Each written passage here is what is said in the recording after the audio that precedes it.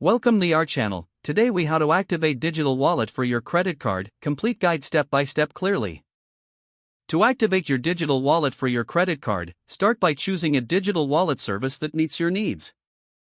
Popular options include Apple Pay, Google Pay, and Samsung Pay. Download the chosen app from the App Store or Google Play Store. Once installed, open the app on your device. Look for the option to add a new card or payment method. Select this option to begin the setup process. You will be prompted to enter your credit card information. This may include the card number, expiration date, and CVV code. Make sure to enter this information carefully to avoid any errors. After entering your card details, review them for accuracy. If everything looks correct, proceed to the next step. You may be asked to verify your identity. This can involve receiving a verification code via SMS or email. Follow the instructions provided to complete this verification process. Once your identity is confirmed, your card will be linked to the digital wallet. You might see a confirmation message indicating your card was added successfully.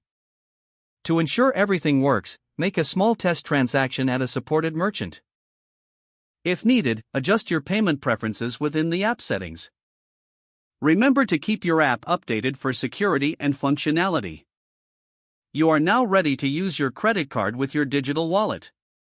Enjoy the convenience of contactless payments wherever they are accepted. If the page does not load, refresh the browser or try again in a private or incognito window. Make sure you are using the correct email address, then retype it carefully to avoid small typos. If your password is not accepted, use the reset option and create a new strong password you can remember.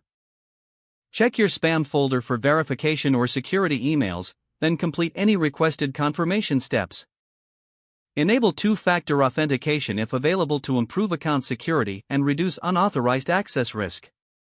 After signing in, review your profile details so your contact information and settings are accurate and current. If you see an error message, note it down and try again after restarting your device and internet connection.